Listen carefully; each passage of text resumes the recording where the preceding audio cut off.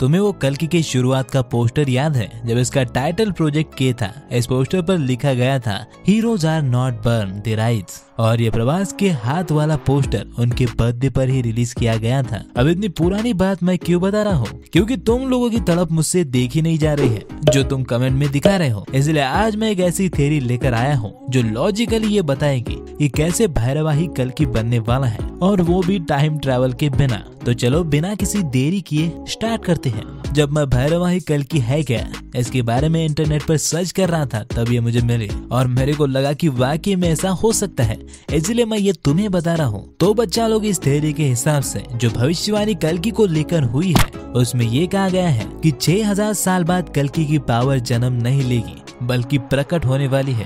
और इसलिए मैंने तुमसे कहा कि ये लाइन याद रखना, क्योंकि इसी पर अपनी पूरी थ्योरी टिकी है। वैसे पहले मैं ये मानने को बिल्कुल तैयार नहीं था कि प्रभासी कल्कि है। अब क्या करे, हालात ही कुछ ऐसे थे। लेकिन जब से ट्रेलर 2 में मैंने कल्कि को देखा है तब से मुझे लग रहा है कि प्रभास के कल्कि बनने के थोड़े थोड़े तो चांसेस है, क्योंकि सुप्रीम यास्किन अपने क्लोन्स बना रहा है। यानी कि जैसा हम पहले सोच रहे थे वैसा वो बच्चों के बड़े होने का इंतजार नहीं करेगा। और इस थ्योरी के हिसाब से कल्कि को अच्छी तरह से पता है कि कल्कि की पावर अब धरती पर प्रकट होने वाली है या फिर किसी के थ्रू जन्म लेने वाली है। और इसीलिए कल्कि जो है वो सम 1, 2, 3 से लेकर सम 80 तक ऐसी कई औरतों पर एक्सपेरिमेंट कर उस पावर को हासिल करना चाहता है। क्योंकि कल्कि को एक पावरफुल बॉडी की जरूरत है, तो वो ये प्लान कर रहा है कि इन लड़कियों में से किसी एक में वो कल्कि को जन्म दे, और जब उसे वो स्ट्रॉन्ग बॉडी मिल जाएगी या फिर वो स्ट्रॉन्ग बच्चे की बॉडी मिल जाएगी तो उसे मशीन के जरिए गर्भ से निकाल कर लैब में बड़ा करेगा, और फिर उसमें कल्कि की कॉन्शियसनेस को डाला जाएगा।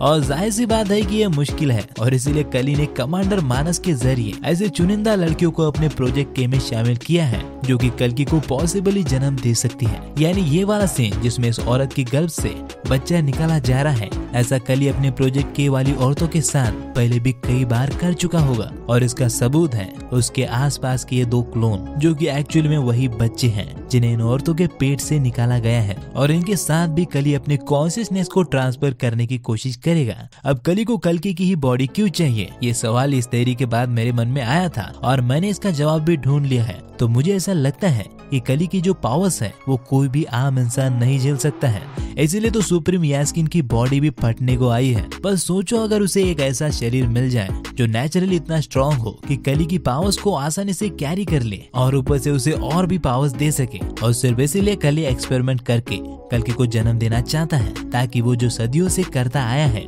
यानी कि अपनी शक्तियों के थ्रू लोगों को कंट्रोल करना, उससे भी एक स्टेप आगे जाकर वो आखिरी बार कल्कि का शरीर ही अपने कंट्रोल में ले ले, जिससे वो एक तीर से 2 शिकार करेगा। पहला तो उसे एक ऐसी पावर मिलेगी जो उसे सर्वशक्तिमान बनाएगी, शायद अमर भी बना दे, हू नोस, वो गॉड की बॉडी जो है।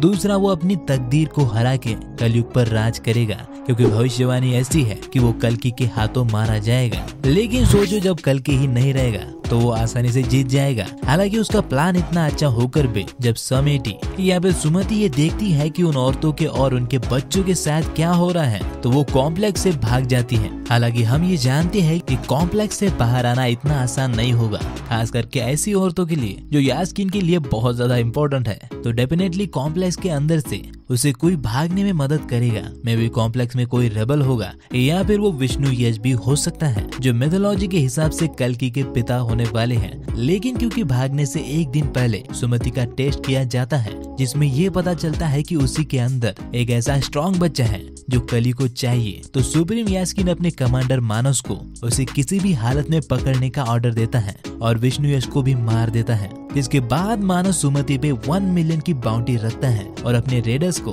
उसके पीछे भी भेजता है। लेकिन खुशकिस्मती से वो अश्वत्थामा को मिल जाती है, जिसके बाद अश्वत्थामा उसे शंबाला ले जाते हैं और उसके आधे ही शंबाला में बारिश हो जाती है। सुमति शंबाला के पीड़ित और उम्मीद खो चुके लोगों के लिए आने वाले सुनहरे कल की उम्मीद बन जाती है। इसीलिए दीपिका के किरदार की टैगलाइन है the hope begins with her. पर फिल्म का क्लाइमैक्स आते आते जो वॉर रिबल और रेडर्स के बीच होगा उसमें कमांडर मानस उसी होप को मार देगा, यानी दीपिका के बच्चे को।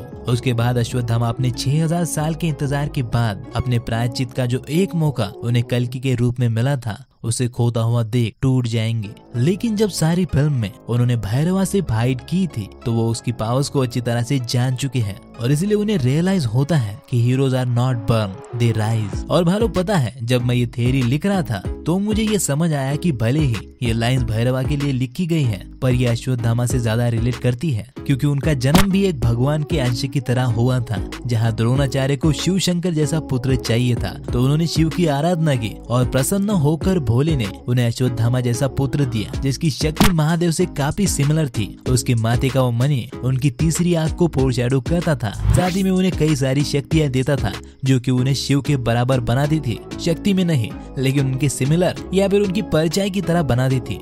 लेकिन अश्वत्थामा ने जन्म तो एक भगवान के अंश के रूप में लिया था पर वो अपने कर्म से विलन बन गया और इसीलिए अश्वत्थामा को ये अच्छी तरह से समझ में आएगा कि हीरो पैदा नहीं होते बल्कि अपने कर्मों से बनते हैं। और फिर वो अपनी आखिरी उम्मीद को बचाने के लिए अपनी पावर्स का यूज करके कल्कि की सोल को भैरवा में ट्रांसफर करेंगे। हालांकि ये भी सोचने वाली बात है कि भैरवा ने अब तक ऐसा कोई अच्छा काम नहीं किया है कि सोल को ट्रांसफर करने के लिए अश्वत्थामा उसे चुनेंगे, पर हो सकता है कि रिबस और रेडस के बीच में जो युद्ध होगा जिसमें कुछ बच्चे भी मारे जाएंगे, उनको मरता हुआ देख भैरवा अपनी साइड बदल ले और शंबाला की तरफ से लड़े, क्योंकि हम प्रीलूड में देख चुके हैं कि बच्चे भैरवा की कमजोरी है। और फिर उसकी पावर्स हर बार जीतने की जिद और बदलते नेचर को देखते हुए अश्वत्थामा कल्कि की सोल उसमें ही ट्रांसफर कर दे। हालांकि मैं यहाँ इस थ्योरी में थोड़ा सा चेंज करना चाहूंगा। मुझे लगता है कि भैरवा में कल्कि की सोल नहीं बल्कि उसकी पावर्स को ट्रांसफर किया जाएगा। देखो यार, मैं ज्यादा ज्ञान नहीं जानना चाहता, पर सोल या फिर कॉन्शियसनेस क्या होती है हम जो एक्सपीरियंस करते हैं, यानी सिंपल भाषा में कहो तो अपनी याददाश्त। लेकिन कल्कि का तो जन्म ही नहीं हुआ था तो उसकी कोई कॉन्शियसनेस भी नहीं है, भले ही वो भगवान ही क्यों ना हो।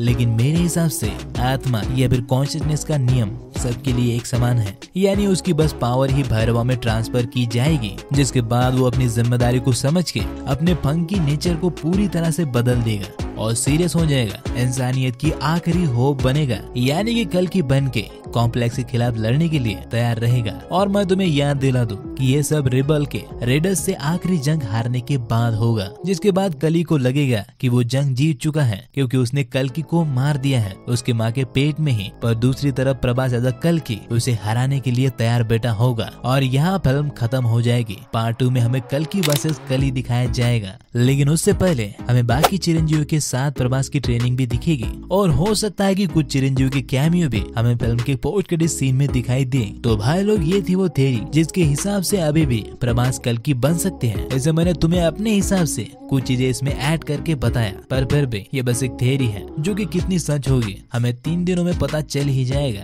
लेकिन हाँ, अगर तुमने मेरा ट्रेलर ब्रेकडाउन वीडियो नहीं देखा है तो इधर लेफ्ट साइड में आ रहा होगा, देख लो। साथ ही में वीडियो को लाइक और शेयर जरूर करना और चैनल को सब्सक्राइब भी कर दो, इसकी बहुत जरूरत है यार मुझे। तो फिर मैं चलता हूँ, बाय बाय।